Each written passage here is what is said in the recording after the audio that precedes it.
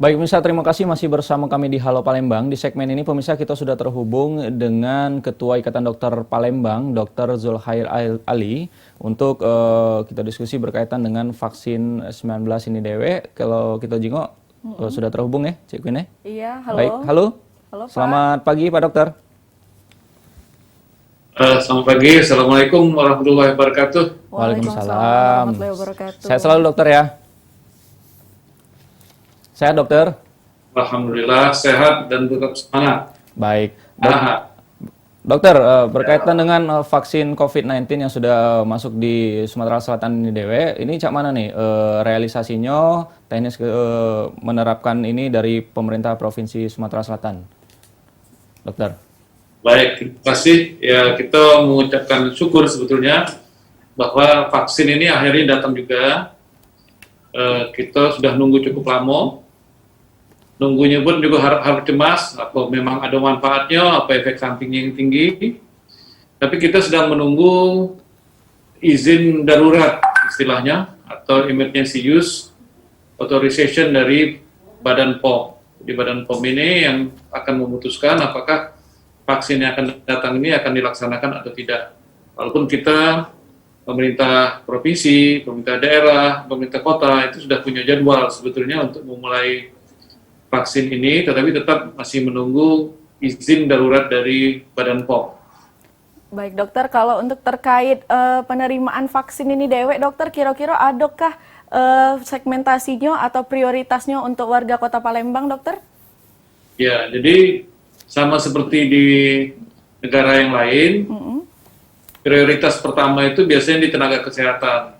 Jadi kemungkinan besar untuk tahap awal ini adalah tenaga kesehatan yang akan diberikan vaksin, bukan karena apa-apa, tetapi memang tenaga kesehatan itu yang paling rentan atau paling rawan untuk mengalami COVID, karena dia merawat pasien-pasien COVID langsung, gitu ya.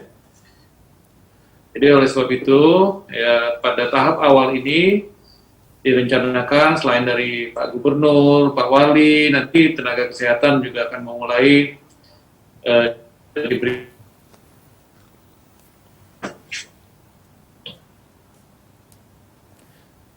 Baik, Pak Dr. Zulkhair. Halo? Ya. Ya, informasi ini sendiri, Halo, vaksin ya. ini sampai di Palembang ini kapan dan di drop di mana ini vaksin kita dewe ini? Ya,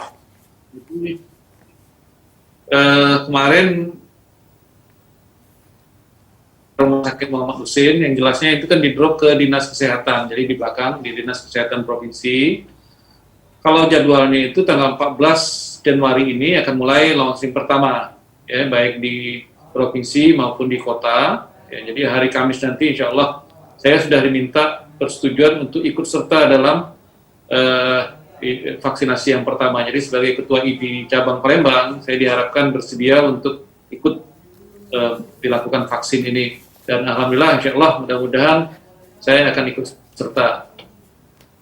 Terkait dengan kuantitasnya nih, Pak Dokter, jumlah vaksin yang diterima untuk di Kota Palembang atau Sumatera Selatan ini berapa nih? Nah, itu terus terang aku tidak tahu persis, karena itu dari Dinas Kesehatan. Sebetulnya cukup banyak tenaga kesehatan itu yang di sini, karena kemarin itu kan kita ketahui ada 1,5 juta yang kita dapat secara umum di Indonesia, kemudian dibagikan ke 34 provinsi, dan sesuai dengan proporsi penduduk dan jumlah tenaga kesehatan masing-masing. Tetapi persisnya saya tidak mengikuti itu. Mungkin nanti bisa ditanyakan kepada Dinas Kesehatan Provinsi Sumsel. Iya Pak Dokter, ini terkait berita yang beredar, mungkin banyak juga berita yang atau ke bahwa vaksin ini ada yang ngomong berbahaya dokter. Nah, tanggapan dari dokter Dewek cak mano? Iya, jadi memang seperti itulah. Artinya kita untuk vaksin ini tentu ada dua hal yang sangat penting. Yang pertama adalah manfaatnya, khasiatnya. Jadi bagaimana manfaat dari vaksin tersebut. Yang kedua keamanan. Jadi kalau tentu kita seperti obat-obat yang lain, semua obat bukan vaksin ini, kita harus tahu khasiatnya dan keamanannya. Dan itulah yang sedang kita tunggu dari Badan POM kita. Namun demikian di beberapa negara sudah selesai melakukan penelitian ini, seperti di Turki dikatakan cukup aman dengan khasiatnya 90% katanya.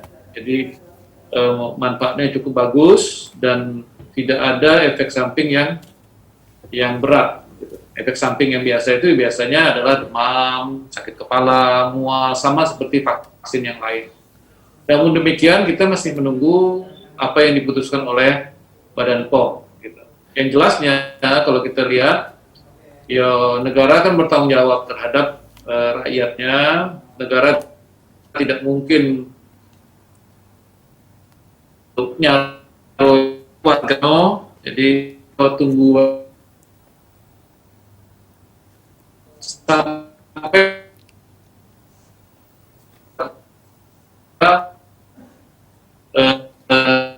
tidak ada yang ditemukan terhadap 3.000 orang yang dilakukan penelitian di Bandung. Baik dokter, untuk memotivasi ataukah ada pola tersendiri dari dokter selaku Ketua ID Palembang terhadap rekan sejawat dan atau tenaga kesehatan lainnya agar kiranya vaksin ini bersama-sama diyakinkan dari kesehatan sendiri bahwa ini memang benar bermanfaat begitu. Pandangan dari ID? Ya, kalau kita pandangan dari ID, ya mari kita sambut vaksin ini sebagai diri masing-masing terhadap infeksi COVID-19 ini.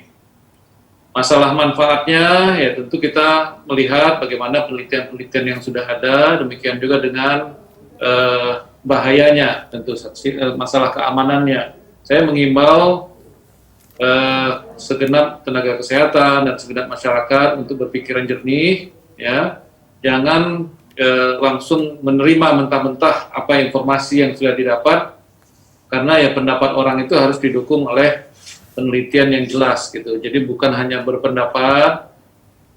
Kita mengetahui beberapa waktu yang lalu ada juga gerakan anti imunisasi, anti vaksin pada anak-anak, waktu itu anti campak, morbili, kemudian DPT, akhirnya terjadi wabah tahun lalu. Ya, kita tidak berharap seperti itu.